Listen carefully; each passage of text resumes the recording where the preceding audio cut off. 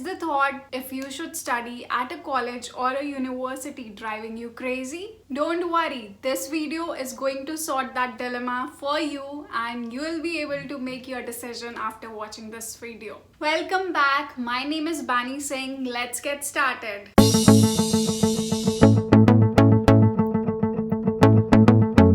And if you want regular content on studying and settling abroad, which includes getting an edge over others, then subscribe to the channel.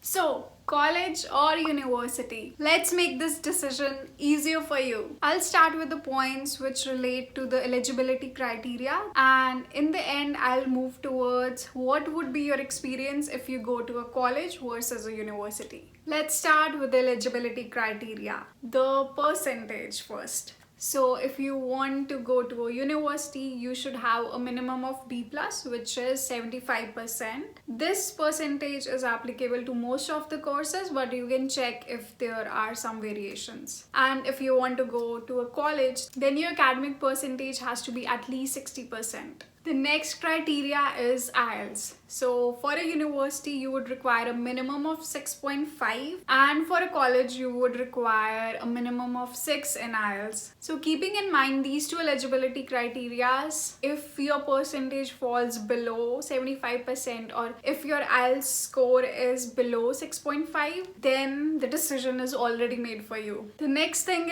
is GMAT or GRE. I haven't heard of any college that demands these scores, but most of the universities do. But again, it varies from course to course and from university to university. So if you want to go to a college, then there is no need to prepare for these exams. Whereas if you are going to a university, you have to shortlist the universities and the courses and then see whether they require the scores. If they do, then your application process gets lengthier because you have to now prepare for these exams as well. Told you about the eligibility criteria, the percentage, the IELTS and the aptitude test, which are GRE and GMAT. Now let's talk about the offer letter. In how much time would you get your offer letter? So if you are applying to a university, it would take a minimum of 1 month and it can take up to 3 months. But for a college, you will be surprised. You can have the offer letter in your hand within 2-3 days. And I'm not kidding. So if you got late in your application process and you don't want to miss any intake, if you are in a hurry to come to Canada, then college is your best bet. For some of you, the eligibility criteria and the time for the offer letter would be a deciding criteria. So I hope this made easier for you. Now let's move to the experience part. When you are in a college versus when you are in a university. It's natural that a university would have a better campus than a college, and also the facilities would be more. For example, the cafeterias would be more in number, and similarly there would be a huge gym compared to a college which might not even have a gym, and there would be swimming pools, sports complex and many more facilities that you can imagine. And in colleges, it's guaranteed that it would be less than a university. But be careful, a few of the colleges here in Canada would be just a building and you wouldn't even have the campus feel. So decide accordingly if that's a priority for you. Number 2, student diversity. So if you want to get a holistic experience of studying abroad and studying with peers who are from different parts of the world, then university is a better option, because in university you will see a far more diversity than a college. I've heard that in many colleges the diversity isn't too much. There are more people from Southern Asia, that is the part that where we come from, so there are more Indians, Bangladeshis, Nepalis, so more of our kind of people.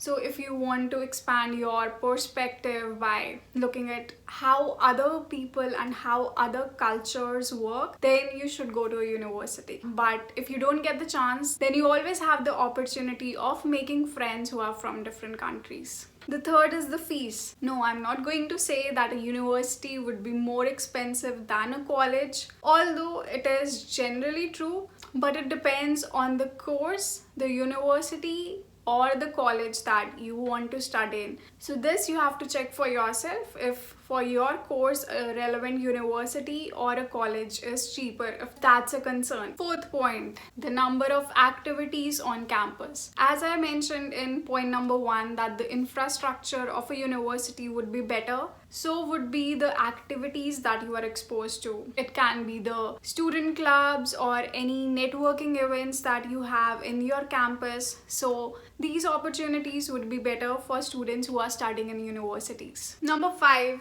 the difficulty of the curriculum. So generally speaking, the universities would have a comparatively tougher curriculum and there would be more deliverables, but it doesn't mean that the college would be just a smooth sailing and you wouldn't have to work, but the workload in a university would be more than in a college. Rest depends on how much you want to study. Number 6, it's a small point about master's degree versus diploma. So diplomas tend to be more specific and degrees tend to be broader in curriculum. Suppose if you're doing a computer science master's degree, then you would have a broader range of subjects, whereas you are doing a diploma in that field, then it would be specific to a skill that you can learn. Number 7, if you want to pursue PhD, then you should go for masters, because a person is allowed to pursue PhD after the completion of masters and not after a diploma. Number 8, reputation.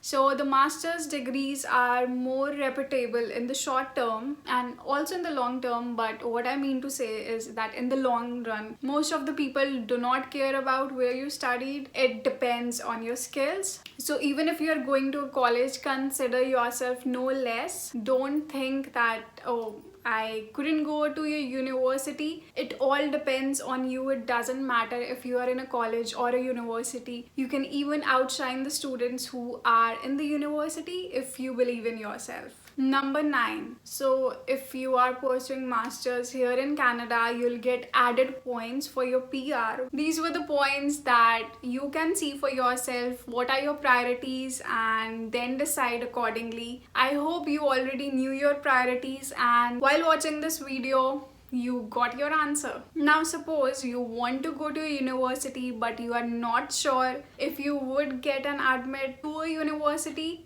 then you have to apply wisely. Then you have to choose your dream, competitive and safe universities or colleges, and that you can watch in one of the videos above. Also, many people who are watching this video might also be confused if they should pursue a 1-year course or a 2-year course. So I've made a video on that as well. You can watch that. The links to both of these videos are in the description. Now, if you are going to a college but you wanted to go to a university, you didn't meet the eligibility criteria, then don't worry, you wouldn't be left behind, but you have got to believe in yourself and keep enhancing your skills so that no one can say that, oh, you studied from college.